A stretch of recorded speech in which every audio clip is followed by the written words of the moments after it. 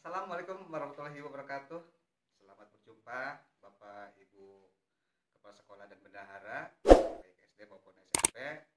Kali ini saya akan menjelaskan bagaimana cara menyusun laporan pertanggungjawaban dana BOS secara otomatis.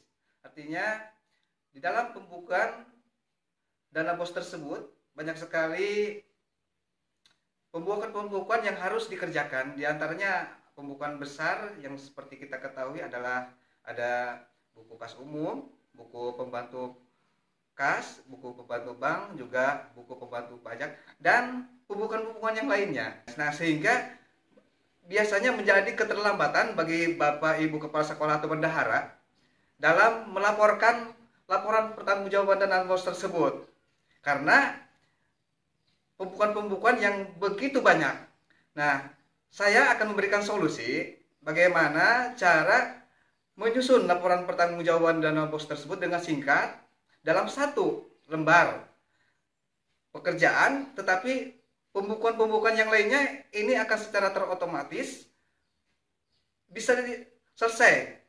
Kita tugasnya tinggal mencetak saja. Berikut video tutorialnya. Baik Bapak Ibu, ini aplikasinya. Setelah ini diklik akan muncul form login, kemudian kita masukkan admin untuk user, kemudian untuk password juga, kemudian klik login, kemudian oke, lanjut.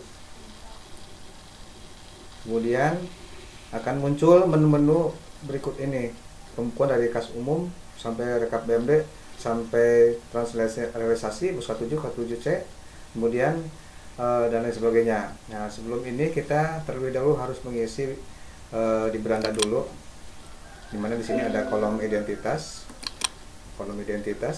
silahkan diisi nanti. Kemudian di sini ada kolom rekap rencana belanja dana BOS. Ini bersumber dari RKS yang Bapak Ibu sudah susun bersama bendahara dan komite. Ada belanja barang, ya, belanja pegawai, kemudian belanja gedung dan lain sebagainya. Nah, ini harus diisi karena nanti menentukan nanti di anggaran pembukuan buku pembantu perincian objek belanja. Kemudian Bapak Ibu harus menginput juga akhir dari tiap bulan, ya, untuk pelaporan. Misalkan Januari untuk di akhir bulan itu adalah hari Sabtu tanggal 30, untuk Februari tanggal 27 dan lain sebagainya. Nah, untuk rincian saldo tiap bulan ini akan secara terotomatis ketika pekerjaan Bapak Ibu selesai mengerjakan di input transaksi, dan begitu juga dengan di rekap realisasi belanja. Nah, tugas kita adalah di sini hanya menginput transaksi saja. Ketika input transaksi ini selesai, buku-buku yang lain yang sudah saya sampaikan di awal ini akan terotomatis secara terisi. Kita nanti hanya tinggal mengeprint saja atau mencetak saja, ya. Nah, kemudian di sini ada, saya jelaskan, ada nomor tanggal transaksi, tanggal pembayaran, nomor BKU dan lain sebagainya, kemudian nomor bukti dan uraian penerimaan pengeluaran. Kemudian di sini ada kolom 5 jenis belanja dari 5 kode rekening tersebut. Oke, Bapak Ibu, next, ya. Di Silpa ada di bulan Desember di tahun 2020 kita input. Kebetulan saya contohkan di sini untuk di saldo kas dan saldo pajak ini 0, hanya di saldo bank saja Silpa tahun lalu. Kemudian belum ada penyaluran di bulan Januari. Kita next ke bulan Februari juga belum ada realisasi ataupun penyaluran dari dana BOS dari pusat. Kita lihat ke bulan April. Nah, di bulan Mei, maaf, ya. Oke, ada penyaluran dana BOS, ya, di bulan Maret itu pada tanggal 4. Kita inputkan nomor BKU-nya nanti. Kemudian kode rekeningnya, karena ini adalah penyaluran dari pusat bukan jenis belanja, maka kita pilih 0 saja untuk kode rekeningnya, ya. Kemudian ada penarikan, ya, sebesar 16.632.000. Nah, ini penarikan pencatatan di bank. Maka kita yang penting di sini Bapak Ibu jangan lupa untuk memilih apakah itu jenis pembukuannya kas, bank atau pajak, ya. Kemudian ini nih buku bank keluar, berarti pencatatan di bank. Setelah ada pengeluaran di bank, berarti ada penerimaan ke kas, Bapak Ibu ya. Maka di sini kodenya 01 BKM garis miring Romawi 3 garis miring 2001, atau Bapak Ibu mau misalkan menambahkan identitas sekolah di sini boleh, misalkan ya 01 BKM garis miring SD apa begitu garis miring 3 Romawi garis miring 2001. Maka jumlah yang ditarik atau penerimaan dari kas sama dengan jumlah yang ditarik dari bank gitu ya, gitu. Nah di sini ada transaksi transportasi penarikan dana bos, Bapak Ibu. Maka kita pilih kode rekeningnya adalah kode rekening belanja barang dan jasa ya, sejumlah 100.000. Nah 100.000 berarti masuk di belanja barang dan jasa. Tapi ketika kita pilih ini misalkan kodenya kode 5210801, maka akan terisi ke belanja pegawai, akan berubah ya. Maka ini harus hati-hati Bapak Ibu ya. Kita pilih berarti ini untuk barang dan jasa. Nah itu seperti itu. Jadi intinya Bapak Ibu jangan lupa untuk memilih kode rekening dan memilih pembukuan jenis banknya ya. Banyak sekali yang mau saya sampaikan di sini, tetapi karena durasi kita terbatas, maka untuk itu yang poin-poinnya saja yang akan disampaikan begitu.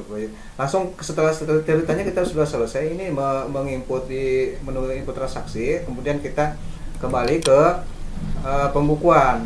Nah pembukuan ini ketika kita tadi sudah selesai menginput di transaksi akan terisi otomatis, dan kita tugasnya hanya tinggal mencetak saja atau ya kita lihat coba ya di bulan Januari di buku kas umum ya tidak ada transaksi. Nah kenapa di sini 0 Bapak Ibu, kemudian 0 ya, ini bisa dihapus saja ketika kita akan mencetak ya.